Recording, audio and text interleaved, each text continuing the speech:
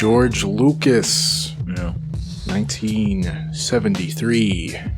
His big breakout hit in a landmark movie of the 70s. It's not a film on the Sight and Sound list. You're not really going to find it on critics' lists, but it does have a place in film history. So we figured we'd talk about it. Neither of us had seen it neither of us had seen it before. It was the first time watch, right? It was, yeah.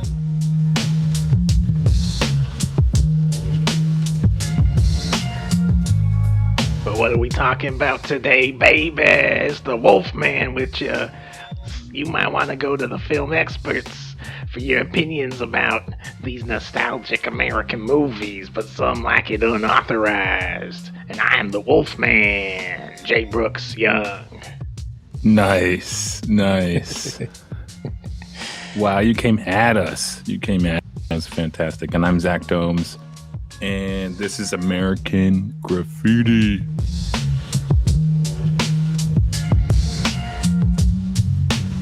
What'd you think? I didn't have a great time watching this, to be honest. I was kind of bored with it a lot of the time. These characters are not great people, but also there's something about it where, yes, this is doing a sort of teen hangout movie for the first time. It's kind of starting that genre in the modern sense. But this stuff has been iterated on so much that, like, I don't know. You knew what was going to happen in the movie, sort of, and I had trouble with it. I did not have a great time. Rewatching it again this morning, I was appreciating more kind of the writing and how I definitely appreciate the structure, the music, and the way it's shot is pretty cool. But I don't care about the cars. I don't, all the like nostalgic things that George Lucas really cares about do not connect for me. So it was an academic watch, I just couldn't really get into it. But like, how did you feel? Yeah. It's like you're describing going through someone's like family photo album. Yeah. And like there's a story there you can sort of see. Then this guy, oh look, he's this age now, and then he went to the high school prom. Here he is at the high school prom. Isn't that cute? Yeah. And maybe it's the thing of watching it now so many years afterwards when we know this is the baby boomer thing. They love to be nostalgic and, care so much about their childhoods and stuff. So there's something, but more it is, annoying about it. Yeah, I would say today's sentiment of a lot of boomers is like forgetful of the kind of crazy things that the kids were doing. So this is just before the tides turn from the late 50s to the mid 60s. But Lucas is reminding us that there was some crazy shit going on then. And I think a lot of times when there's nostalgia for an earlier time, it's kind of like, well, those were the days because people respected each other and they tipped their hats and blah, blah, blah. There was chivalry and blah, blah, blah.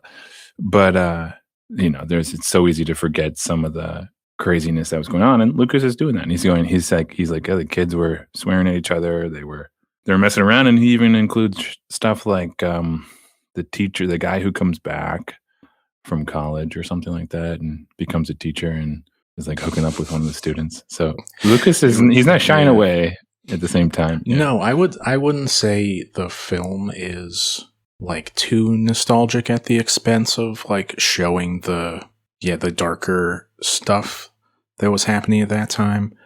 Yeah. I may be more responding to the audience, I imagine, that latches onto this film.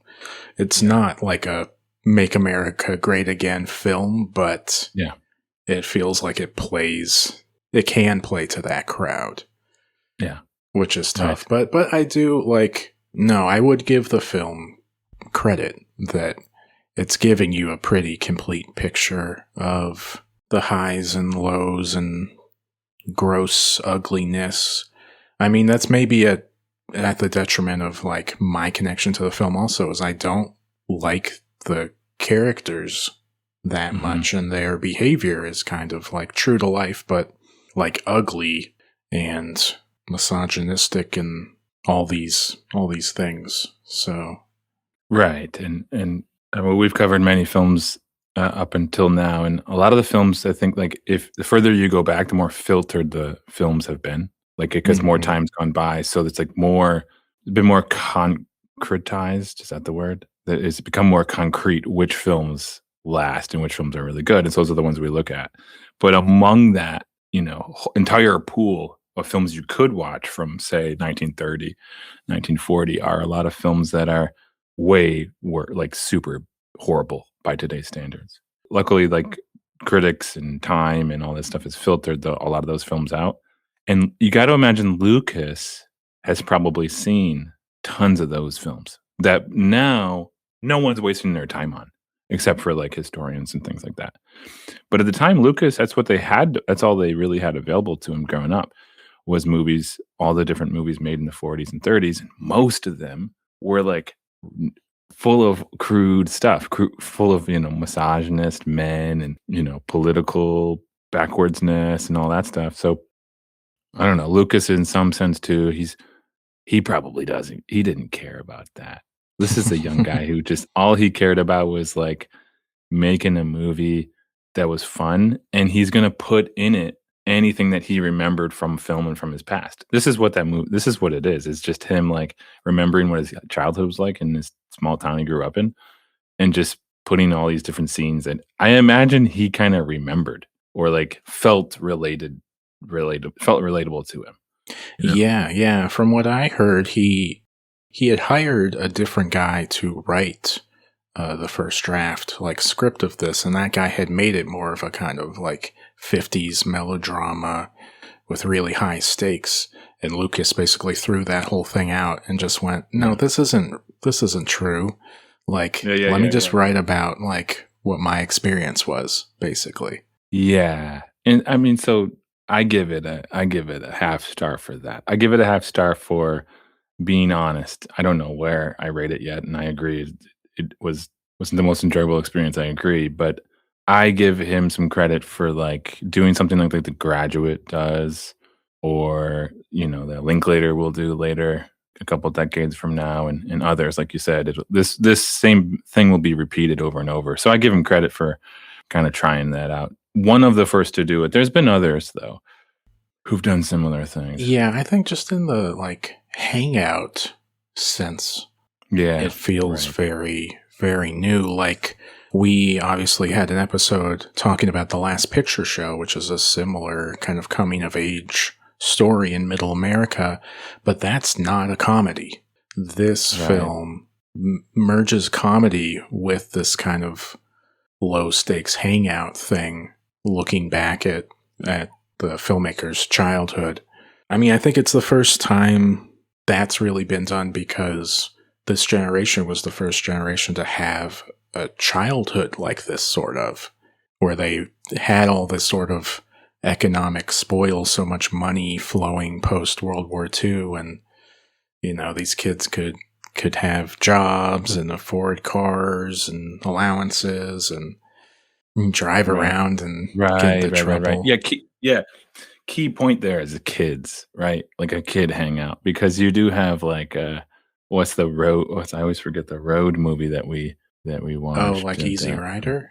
Or Yeah. So I think there are movies that are kind of hangout-esque, but they are adults. And I didn't realize that there was a whole lineage from American Graffiti going through more Linklater and stuff. Yeah, Fast Times at Ridgemont High, and that gets then resurrected again in the 2000s with Superbad and others. So it's a pattern repeating. Yeah, and I do love those movies. Yeah, Dazed and Confused. Absolutely love seeing that as a teenager. Super Mhm. Bad, I like really connected with. I remember that coming out in middle school, and I didn't see it at that time. All my friends were like making the jokes, "Are you super bad? Are you super Right. bad?" Right. And I actually didn't see it until like right after I finished high school. But Mhm. immediately like connected with it. I think that film is really funny, but also very like emotional and poignant about that friendship connection, and then the bittersweetness of like graduating and leaving your friends, your old world behind. And all that stuff connects back to this film, it would seem. Yeah. Yeah. Exactly. It's a terrific conceit, like the last day before you're flying off to college. Right. Yeah, it's a simple premise, a smart one. It's relatable. A lot of people remember that time, what was their last day like? And some people are so nostalgic that they like, that was the best time of their lives was high school, you know? Mhm. Well, and Um, we'll talk about the end little title cards where it tells you what happened to the characters. I mean, that's really crucial.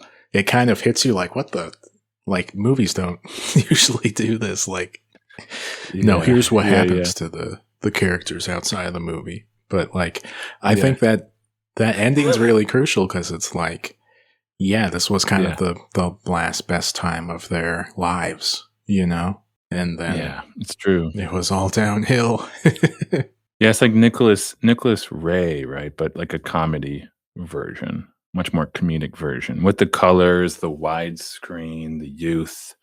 I'm thinking of the right person. Who am I thinking of? No, you are. Yeah. Okay, yeah. And now I'm thinking, well, I don't know. I was just making me think of Godard too. Something like, what's the black and white one where they do there's the minute of silence and they do the dance. Hmm. Band Apart, that one. Yeah, yeah. That feels like something similar. Like Godard was kind of Hmm. one of the first people, at least in an interesting way, that wanted to capture that sort of teen culture of the 60s Mm. and was wondering, like, what does it mean that these kids are quoting these movie lines and, building their personalities around, these pop culture figures and stuff. And there's like less of that in this. A lot of these nostalgic movies sometimes center around the character's relationship to movies. It's funny that we don't have that. Like, this is just about the cars and the music mostly. But Right. I don't know. Yeah, it's interesting looking at like here's America at this peak of its powers, and like the pop culture kind of taking over society, and what that meant for like the kids and stuff, and how it affected them in like a subtle way, where it's the soundtrack throughout the entire film, this radio broadcast you're hearing, but Right, yeah, because they're not supposed to be listening to. right, yeah, that the parents probably do not approve of, but like, Yeah, what did you think of? What did you think of some of the characters? Obviously, the nerdier one, he really has a lot of screen time. Yeah, yeah, the one they call Toad, yeah. Terry the Yeah. Toad. McLovin, really, it's Mm-hmm. is the It's like recasting of that that. Yeah. exact archetype, and he's a lot of the comedy of the film. I appreciate it. I thought he gave a good performance. In some of the like more emotional stuff in the movie, maybe thuds a little more for me, and I don't connect to it. But I think the comedy is mostly pretty good, and especially like his line deliveries and the girl that he's with, played by Candy Clark, I believe. I love her line deliveries. Where there's that Mhm. time when they're at the drive-in restaurant, and the guy's talking to her through the car window, and she says to Terry, like, he's no friend of me, he's no friend of mine, he's just horny. And like her line delivery of that is great. It really made me laugh. I don't know, there's something obvious about it, but like it surprised me, their performances, and I did appreciate them. in their section of the film. I have a tougher time, I think, with the Richard Dreyfuss and the Ron Howard characters. And Dreyfuss feels the most like the George Lucas insert in this. But gosh, he's just got like such a punchable face. He's so like annoying. And Yeah. Since we watched Jaws, like I do know that I really like him in some movies. I think he's terrific in that. He's pretty good being annoying in What About Bob? Mm-hmm. But in this movie where you're supposed to kind of relate with him and root for him, it feels like I just like could not despise him more. I was just like, yeah. He feels like he's 30 years old in this movie, hanging out with teenagers. Yeah, he's one of those characters, and there were a couple of them in high school that I remember who they were beyond their years, but simultaneously immature at the same time. Like they were both immature and beyond their years. I do recall like some kids like they didn't actually graduate. I remember one kid, he hadn't graduated, and so he literally was older. But because he hadn't passed high school and he had to stay back, there was something that then became a bit immature. There's an immaturity there, and yeah, he's. I know what you mean, but I also found his character sort of fascinating. It was weird. I was annoyed by him, but I was also really fascinated by him at the same time. Yeah, I do find him like an intriguing actor to watch. Mm-hmm. But there was just off. It was just off. Yeah. I did not want to be spending so much time with him, desperately hoping to find this woman that he spotted in that car and didn't get to talk to. It was just like I did not care about that. The way that resolves, where she agrees to meet him, she hears the call out on the radio and calls the phone where he's at and says that she wants to meet him the next day, but he's finally decided he's gonna leave for college and he's gonna forgo meeting her so he can actually leave. Like, I like that ending as an idea. Like, that makes sense to end on. I just wish there was not Richard Dreyfuss, I guess. It's a tough line. Like, we watched that Romer film, the La Collectioneuse, about those insufferable guys who are just like spouting philosophy at each other and trying to sleep with this girl the whole time. And I really liked that film because there was something about it that felt like self-aware, where I'm not sure that I get that from this film as much. Or like a Noah Baumbach, the early stuff, Kicking and Screaming, which has kind of the inverse ending to that ending with the Dreyfuss character in this. I don't know. I do get the thing of like this being kind of true to what this kind of guy would be like as a teenager. I don't know. Maybe it's just Richard Dreyfuss I couldn't handle. I don't know. Yeah, no. With any film where you put like a challenging character in it, and you write a challenging character in, the actor has to show up, and how that actor shows up is going to be different for different people.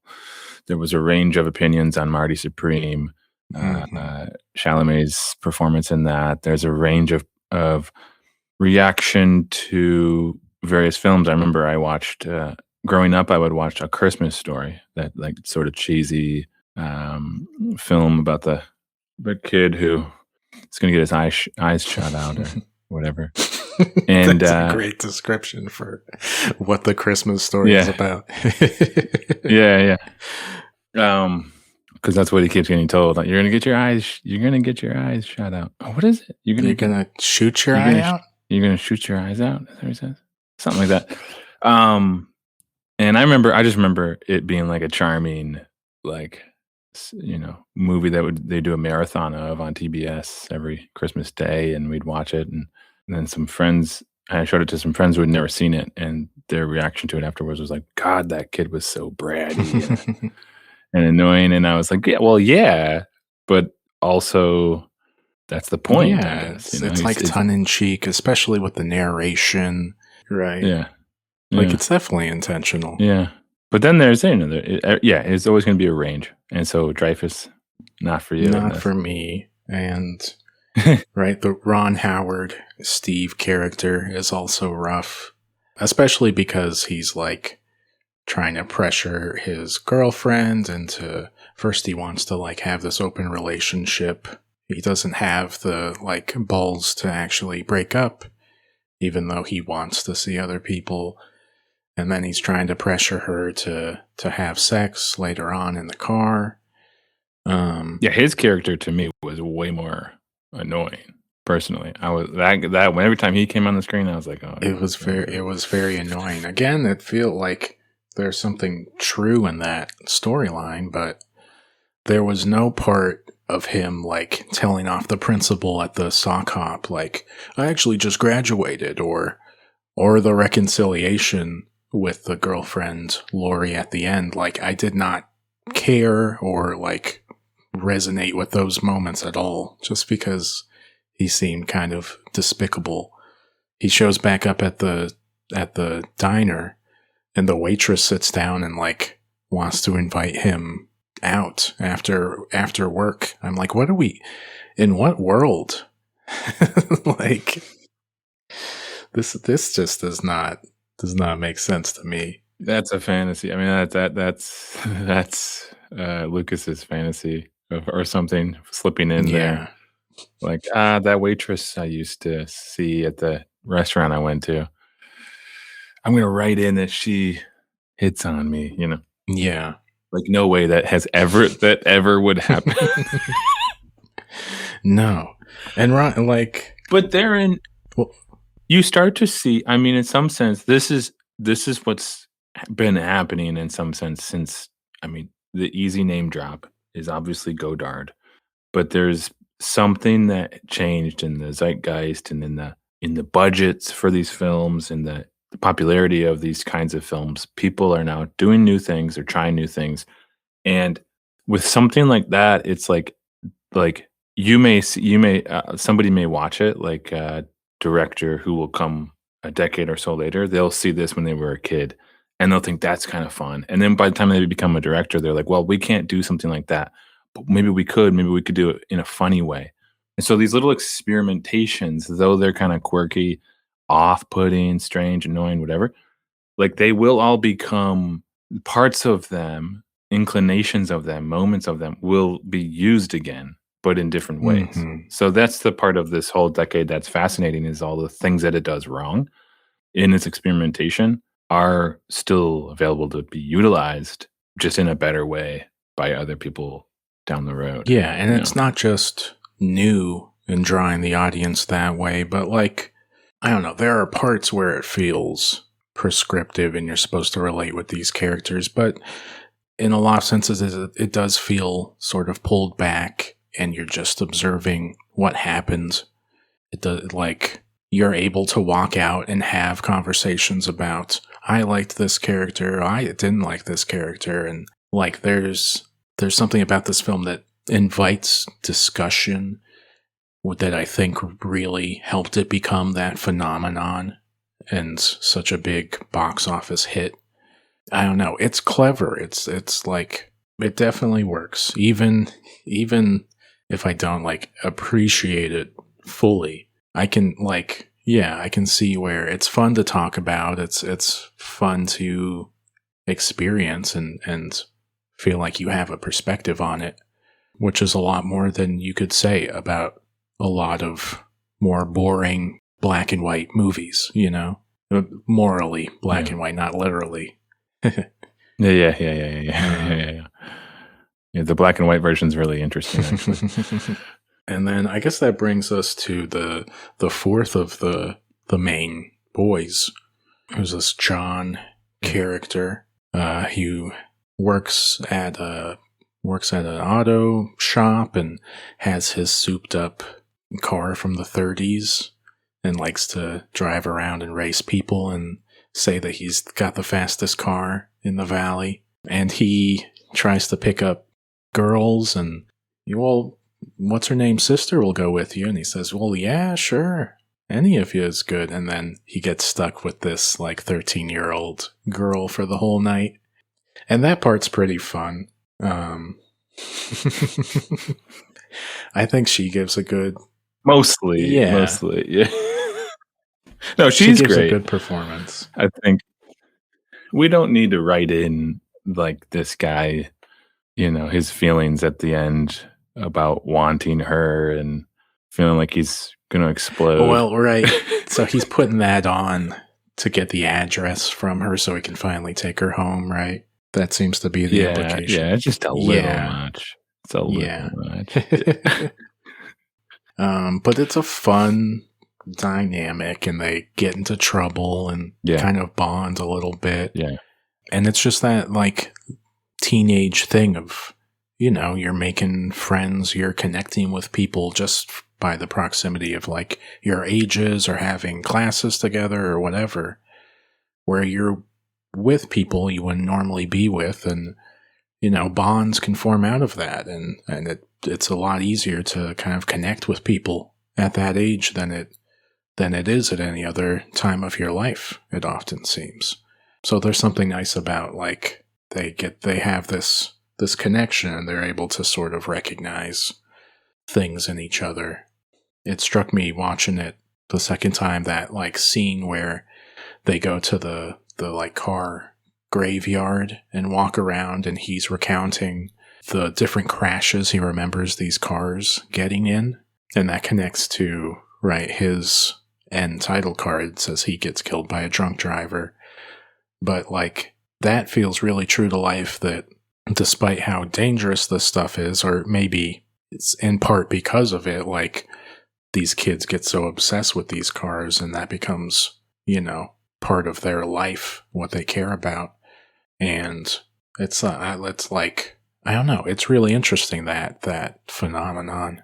Like, they get the freedom, and they get to kind of, like, go out and experience the world and learn things and become more like adults through this freedom. But at the same time, they like, cause irreparable harm and put themselves in dangerous situations and stuff. And the, like, push-pull of that, I don't know. That's interesting to think about.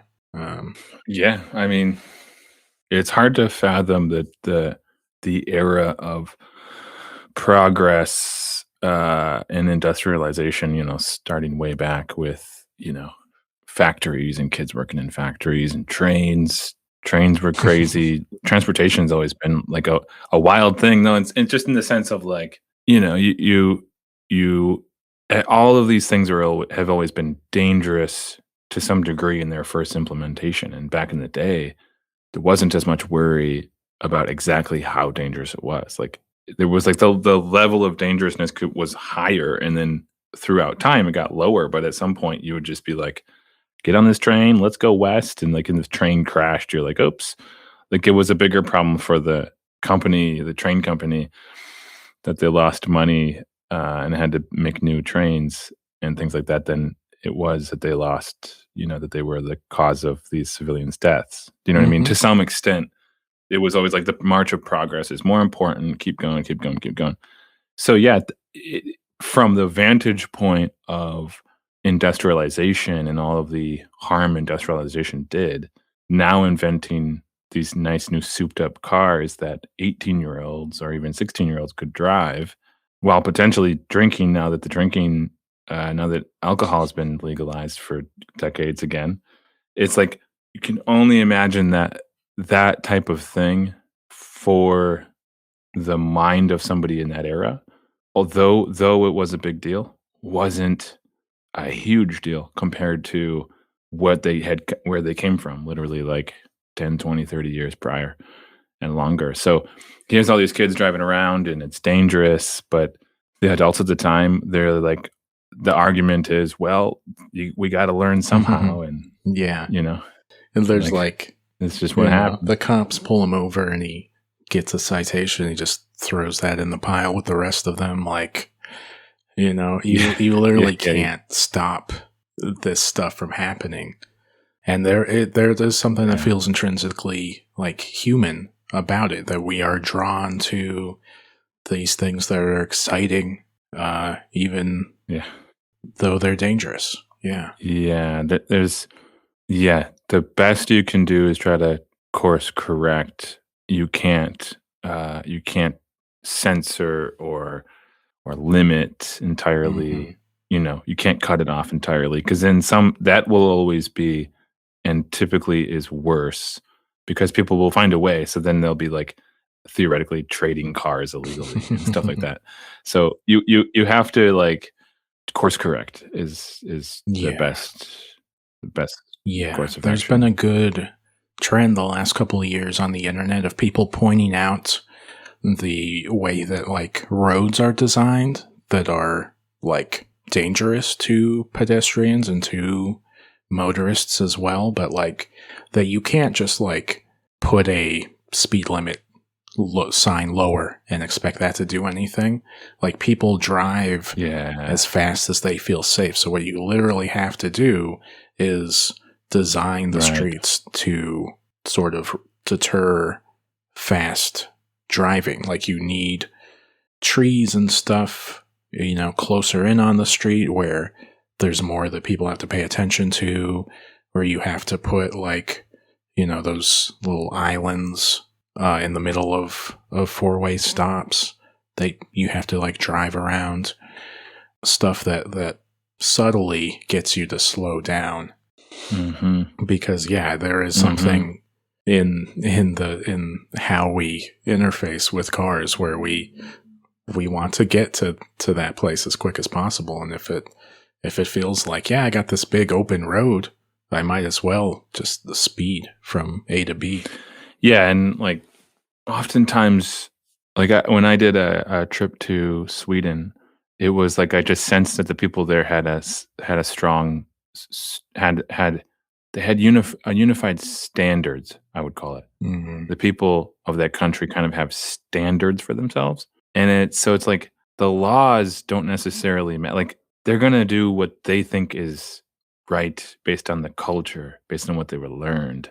And sometimes there's these laws, like they have a law there that's like you can walk or go anywhere in the forest, across. I suppose you can walk across private property, things like that. Like there's a law that says like you can walk anywhere, and the reason is because they have standards.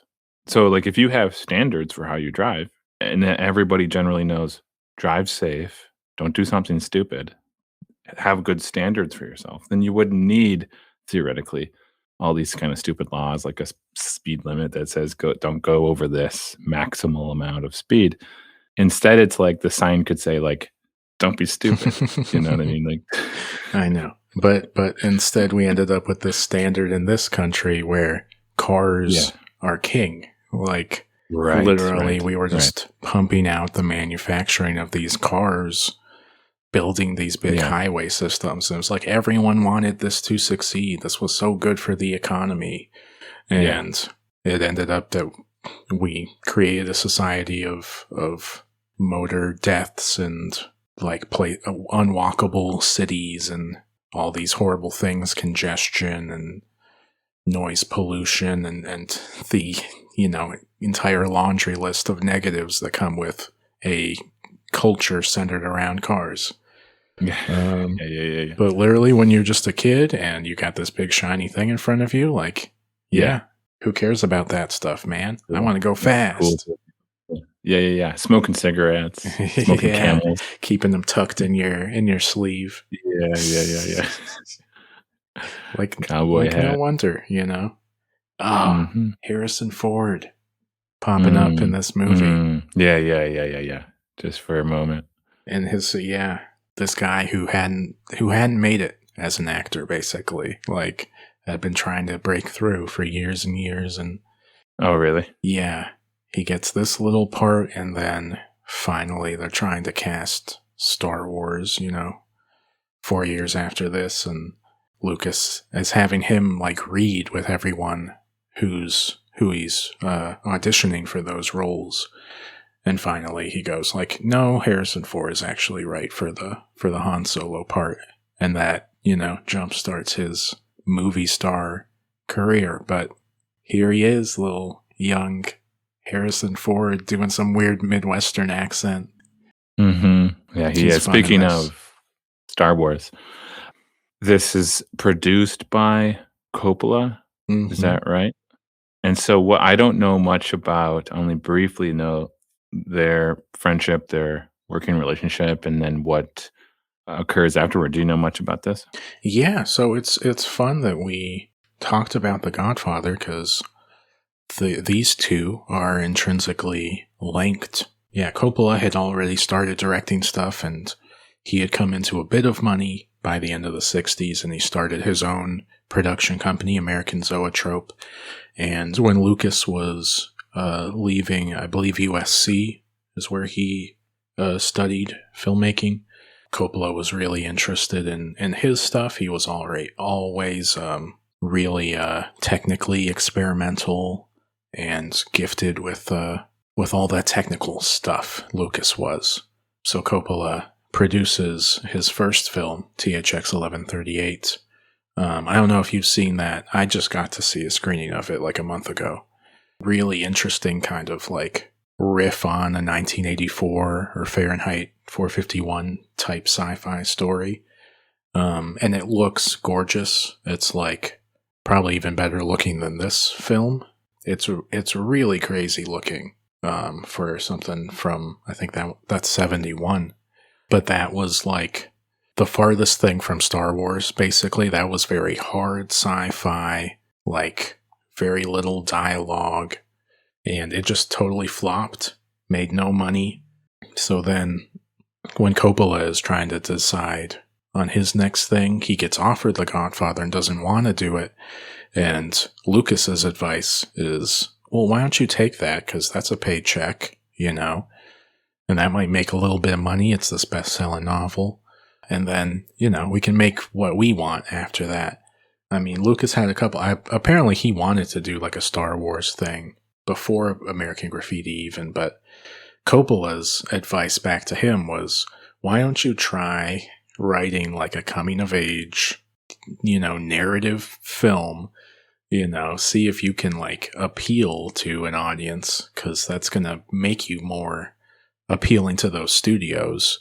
And he shopped this around, and really no one wanted to take it. Universal eventually got attached, but after The Godfather came out and was a big hit, they actually came back to Coppola and asked him to put his name on it. And that's when he actually got involved in the producing. But then Universal didn't want to put this out. They wanted to take it straight to TV. They thought it was a TV movie. Like, what is this, hangout movie? Nothing happens. Like, there's no, known actors in this. But like, in test screenings and stuff, it continued to do well. They gave it a small release and it did really well. And then it kind of grew from there and became the big phenomenon that it was, and made like hundreds of millions of dollars, and then, became that ticket for Lucas to do his Star Wars thing in the future. But I mean, yeah, a lot of these studios thought it wasn't going to work. And he conceived the music thing from the beginning. Apparently all the songs are written into the script. Like, he had those specifically chosen for the scenes. And his sound guy, Walter Murch, he works with on THX as well, and the sound design in that movie is incredible. Some of the best sci-fi crazy sounds and stuff. Yeah, this would be really fun to see in the theater, I think, because the music does so much to put you in the space of this time period. But yeah, it's like, you think George Lucas, you think these big sci-fi genre-y things, but he figured it out here. He made something that resonated with people and kind of created a genre. And then he never did anything like this again, basically. No, I mean, what a wild, simple plan. There's something very focused about that I respect. I don't necessarily love it because I'm much more of a creative. I appreciate, Paul Thomas Anderson or something where he's like always trying something new. You don't know what you're going to get from him next. And so somebody's so focused like this, just like, let's just make something that makes us money. And then I'm going to do my thing I want to do. Well, but give him credit. Like the music wise, this was new. This is the same year as Mean Streets from Scorsese. Yeah. Like people. No, I think it's new. No, for sure. I mean, like this, no, what I mean is someone who keeps trying to do new things every time they do a movie versus like, no doubt this was new in and of itself. But I mean, like, he does this new thing that it's like he strikes upon gold. It's a new thing that people love and then makes a lot of money from it. And then goes and with that money goes and makes the thing that he wanted to do. And then after that, he's done. Yeah. I mean, he only directed, how many of the Star Wars did he direct? Like 2 or 3 or something? Of the originals, he only directed the first one. Just the first. And then he does the prequels. So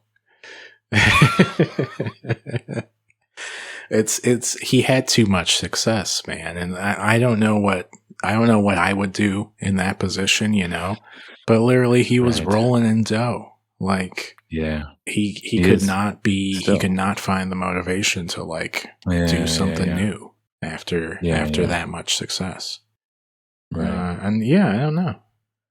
I don't know what to think of that. I can't relate. I can't know would I be that person or would I say, no, I'm going to try something different. I'm going to show them I can do something totally new after that, Yeah, I just for some reason I think I vibe. I think I relate to, and I think I would suddenly be like when everybody's like, we love what you did. We love this one thing you did, this thing that you thought of and you did. We love that so much. And then you're just, that's all you get applauded for. It's like when Bob Dylan was like, I'm not playing Blowing in the Wind anymore. I'm done. Yeah. I'm done playing that. So I know is it the fact that these guys grew up with movies the way that they did, that they fell back on like, well, if I at least make movies that audiences like, that's enough, like that's enough of a good in and of itself. Like they were maybe watching Sullivan's Travels, and the big message at the end of that movie that just make them laugh, that's all right. They thought that was enough. Because someone like Lucas, he is a political guy, and there's these sort of Vietnam allusions in Star Wars. And even with the prequels, he tries to speak to, like, the rise of the, conservative movement in America and involvement in wars in the Middle East and stuff. But he's still trying to put that in this big, broad movie that's also for kids. So it's like, what is this accomplishing? What are you doing? Like, to them, it was like making a movie that could be entertaining to people was still, one of the ultimate goods that you could reach for. Harrison Ford, he just received a Lifetime Achievement Award at the SAG award ceremony that recently happened. And one of the things he said in his speech was, sometimes you're privileged to get to make art, and sometimes you're privileged to get to make entertainment for people. And if you're lucky, you get to do both of those at the same time.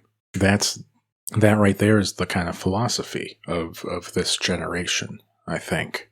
At least these ones that, wanted to get into the mainstream and stay there. And I don't know how to feel about that. I go back and forth with these things of like, does Hollywood abet the kind of American culture and allow us to continue to have a Trump in this world? And I don't know, let people continue to think that it was better back in the day, make America great again, all these things. Like, is there something like immoral to being a part of that system? Sure, but again, that goes back to the course correction thought, where what are we gonna do? Like, censorship isn't the answer. So you inevitably will have, in the whole march of progress, larger and larger studios with more and more interesting movies that do various things. I mean, there's a bunch of movies made all this time, and what are you gonna do? What are you gonna say? Like, oh, you can't make these movies that people love. That was the problem. That was like you run into these like kind of ceilings in a way, these kind of walls where for the longest time there was a haze Hmm. code. So that prevented people from making films that were speaking to a different groups of people and in different ways and violence and sex and being able to do different things. But then you're like, then that allowed you to make, or when we talked about The Godfather, a movie that, like, even though it criticizes that kind of person, some guys think that that's like still the cool persona to have. You're you're inevitably going to have, right, forms of media, if it's uncensored, that resonate wrongly with a group of people you don't agree with. That's the whole nature of It's the Hmm. whole nature of media in some sense. And so today there's all these movies coming out now in these like couple of different studios that are like more conservative and Christian leaning. Yeah. And it's like not Hollywood. I don't know what it is, but because all the Hollywood people don't like it. The critics all pan the things to 10% on Rotten Tomatoes, all that stuff. And yet these movies have an audience because there's always gonna be, like, a group of people out there who are, you know, looking for looking for Yeah. whatever, Yeah. whatever supports their own belief system where they come from. The deeper thing there is that there's a belief system, whether it's Judeo-Christian, Western, capitalistic, and that's threaded very, very deep. Hollywood, and if anything, is just a reflection of that. It's just a mirror to that which already exists, has existed, and will be around for a while. Yeah. Yeah. It's a mirror to that. And I don't know. Yeah. It's just there. It just kind of like speaks to Yeah. the moment and what people feel, what the world is like. Yeah. One Um, one thing one yeah. other thing to say to that too, though, is that the tide is turning, and I think that's what made the Sight and Sound list in 2022 interesting, is that some of these giants are losing their ground.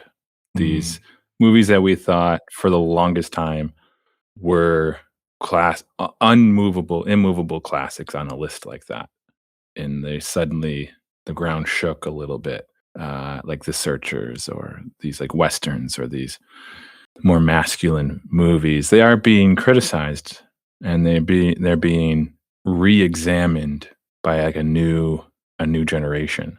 And it's not like they're going to lose their place in history by any means, but their place will weaken a bit and be replaced to some degree by films that are more representative of what we're becoming rather than what we've been.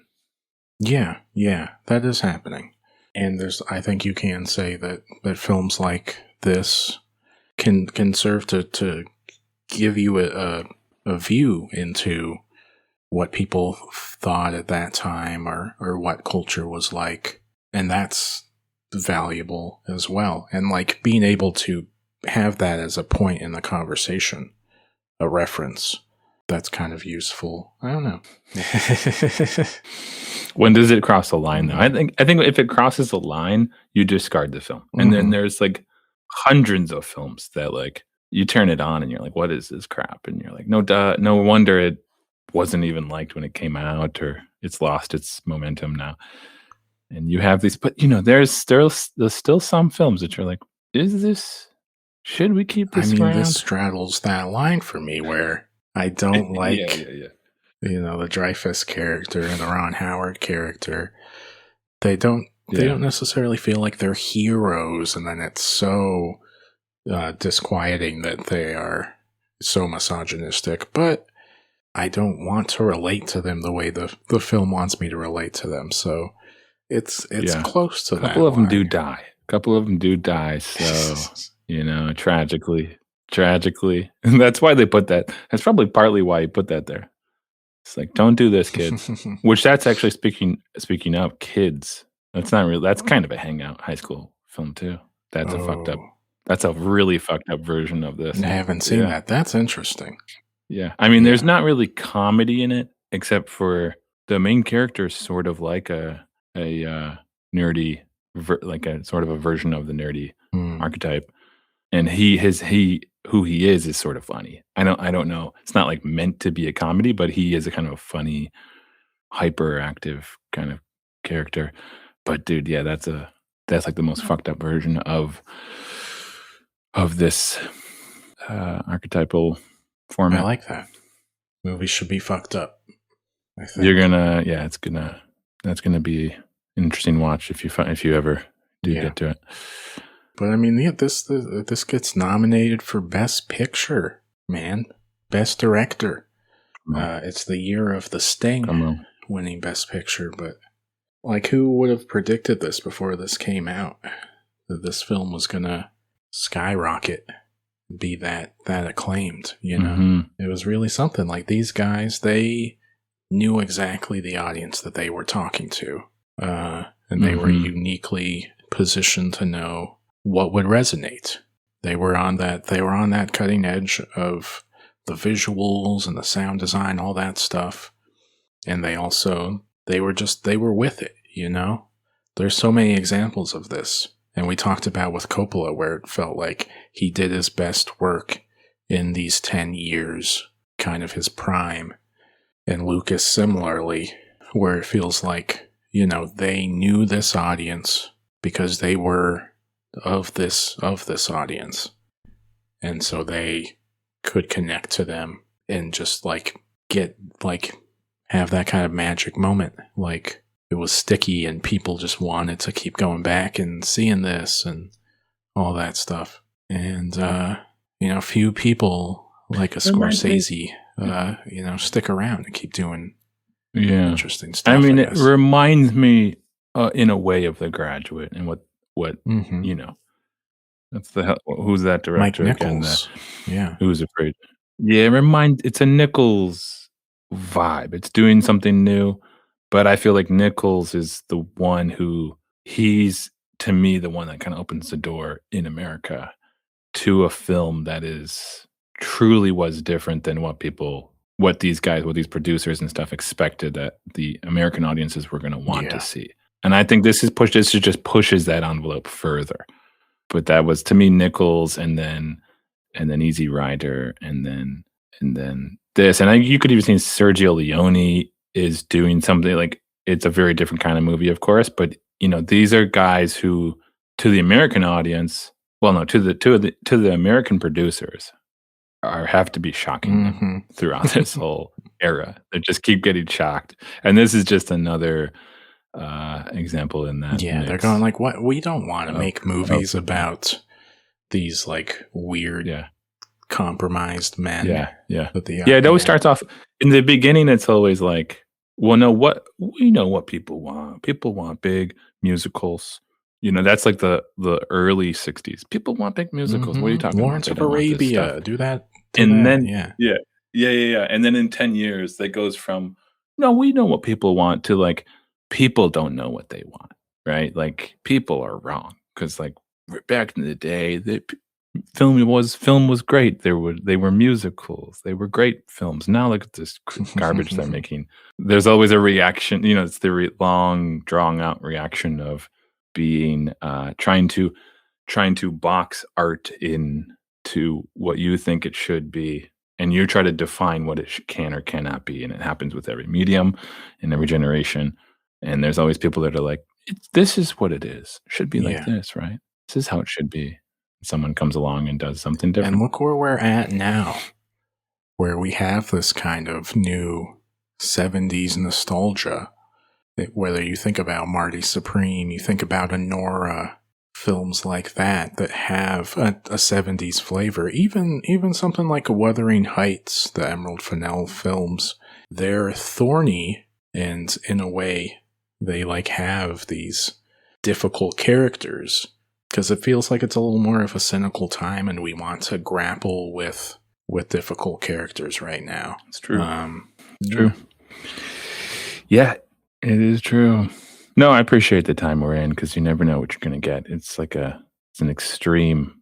Every year to me is more extreme. This is still the case, but I realized it a while ago that this year you may watch the slowest movie you've ever watched coming out from the guy who did Uncle Boomy. Maybe he makes a new movie and it'll be the slowest movie you've ever watched.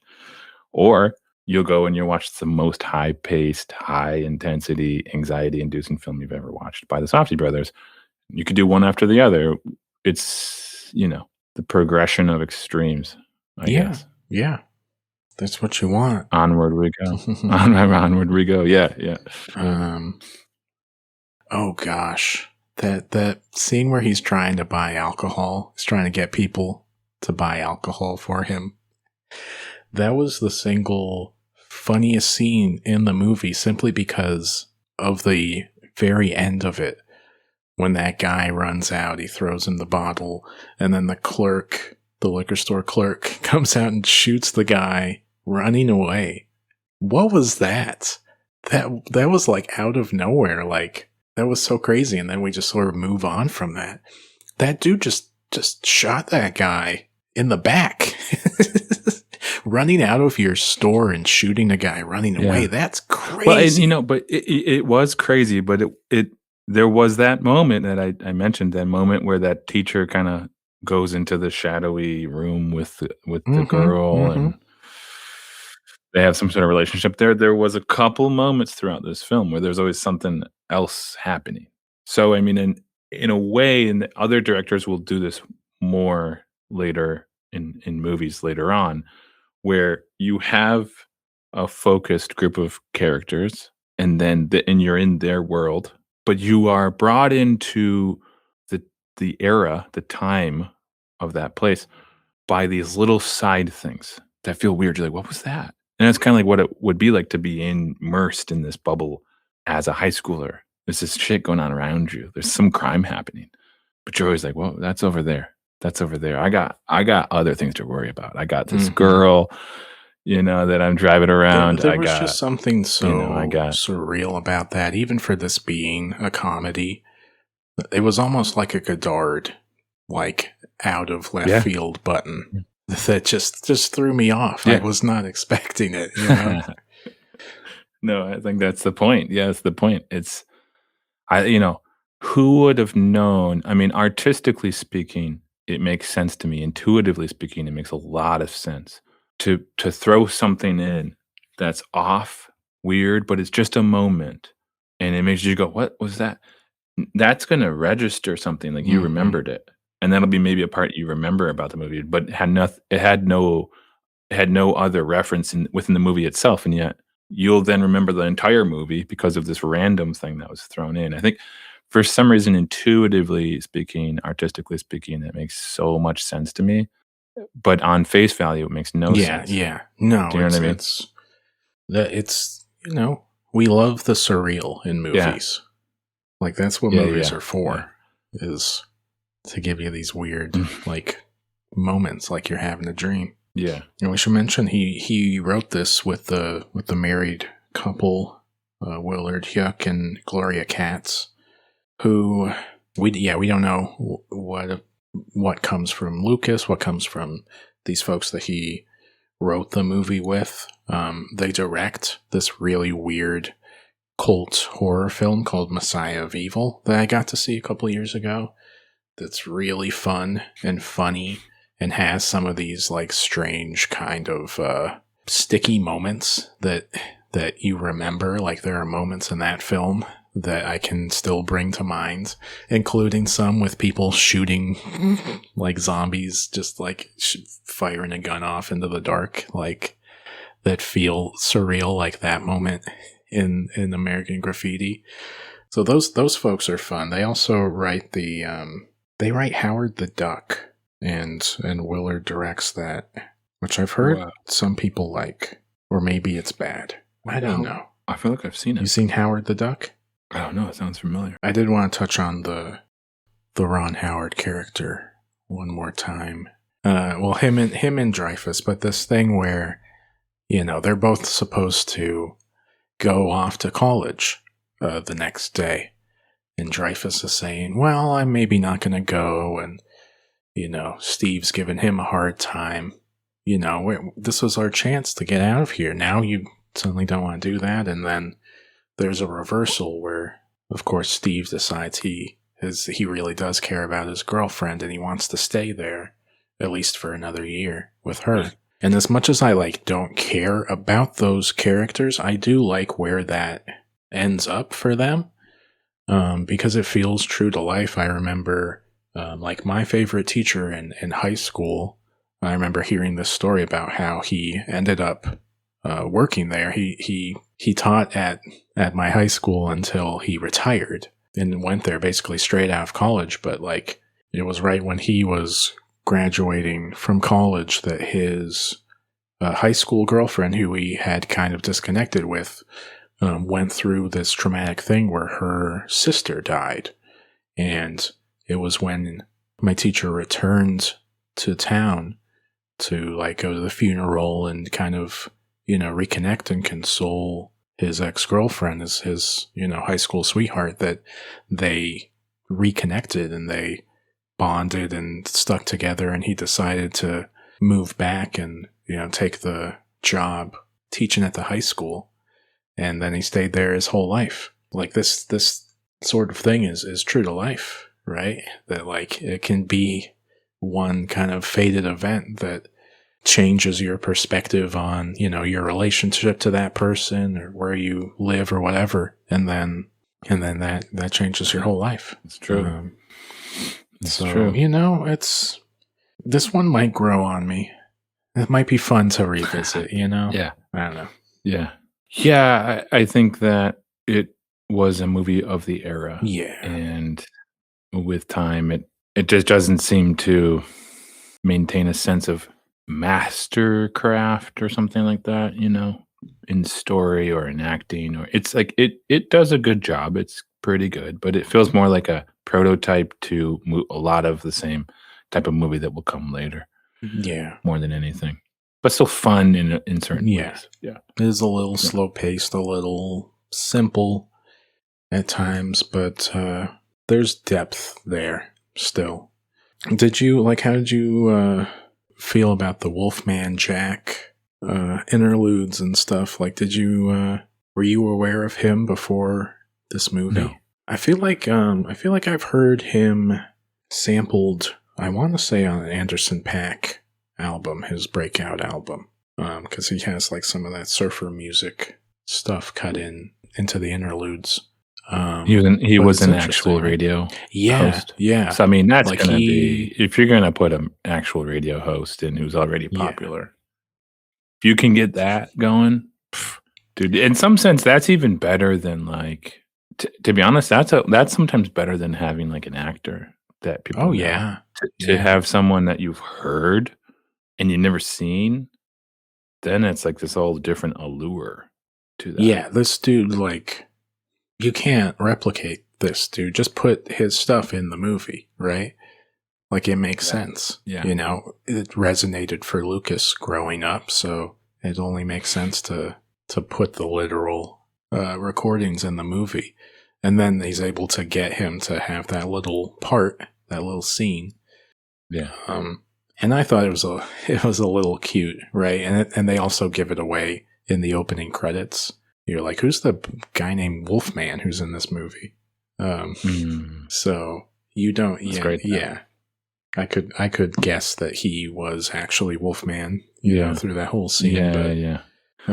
That's fine, but that makes me think of how Hollywood will always make a small town seem like a big city. Yeah. Do you know what I mean? LA's version of a small town is LA, because you're no, these kids aren't just forever driving this small town, the boardwalk on the small town. Right. They're literally doing a just 5 blocks and then turning around and going back up the same 5 blocks. Yeah. This isn't LA. This is not LA.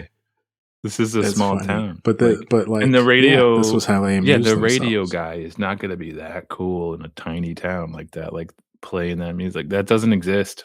It's a fantasy dream memory of what life was like from a Hollywood perspective, which is fine. and fun, but like that's what it is. Yeah. The It's best, most well-known radio host, or one of them at least, is in a small town. He's in a tiny town. That's where he abides. Right. And yeah, No, all these that's clips not that right. are probably culled from years worth of different recordings. Right. It's imagined that all of these are one night. Yeah. But it's fun. You know, It's fun, it's effective, and it feels emotionally truthful. Yeah. Like that's how it feels to be a teenager, to feel newfound freedom, feel, possibility ahead of you, even though it's all downhill from there. Especially if you're going to Vietnam. Ooh. How'd you watch this film? Did you get to see the new 4K version? I don't think so. I don't know. Maybe. I'm not actually sure. It was good quality, whatever I watched, so maybe it was. Yeah, it just came out. Okay. New restoration. I don't think there had been a 4K Blu-ray of it out before. Yeah. I actually got the DVD from the library and watched that. Whoa. DVD, which was cool. Okay. But then I put on the 4K earlier this morning just to look at what that looked like. I see. Nice. Because I heard mixed things about it. Mm-hmm. It's kind of the typical George Lucas thing. They futz with it a little bit. It sounded like they added some extra Foley work in there. Mm-hmm.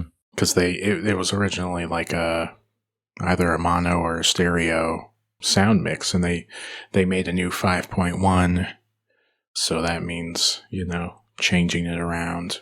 There's also this thing that was on the DVD. It's been in like every release post VHS, I guess, where the first shot with the credits of the drive-in, they digitally replaced the sky.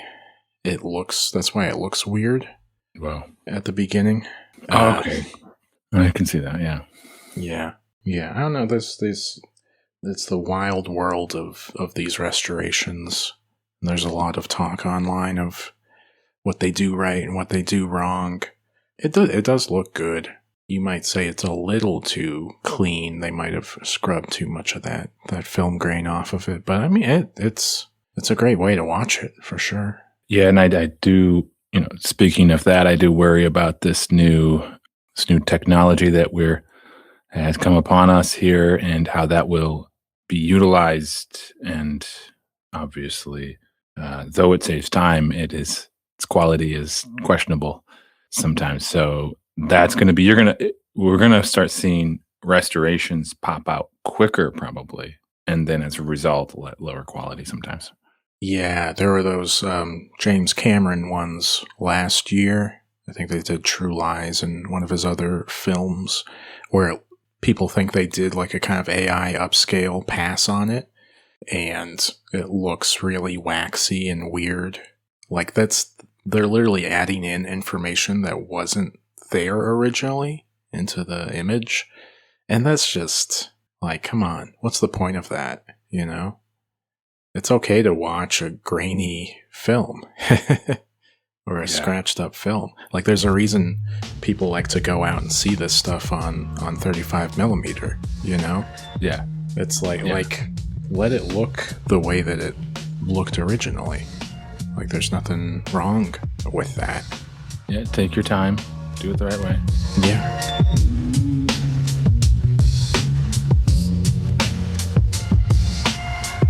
Next week will be The Mother and the Whore, Jean Eustache, French film starring Jean-Pierre Léaud, the terrific guy who shows up in so many Godard and Truffaut movies. We've never seen this. Don't know what to expect. It's a Sight and Sound film, so who knows? High expectations. You know what I mean? Like every Sight and Sound, high expectations. Yeah. Well, you would think, but yet I watched Cries and Whispers and hated it. And you want to talk about Another film that's nominated for Best Picture the same year as American Graffiti. No, because it's all about like you go to look at the actual numbers on how many people voted for the dang thing, and it's like barely got on with 14 or 15 or something. So let's relax. You know what I mean? Let's relax a little bit here. That's true, but the people love Cries and Whispers. Yeah. Man, I don't get it. I don't get that one. Yeah. But no, come back and... We should have talked about that one. Yeah, that's right. Yeah. Yeah. We'll see what happens with The Mother and the Whore. If we have some strong reactions, you'll have to tune in and find out. I'm ready for it. Go to unauthorizedpod.com if you want to look at our letterboxes. We got our top 10 list from last year, stuff like that. I don't know, go explore. Go explore. And stay tuned. Stay tuned. We'll talk to you next week. Peace. Peace.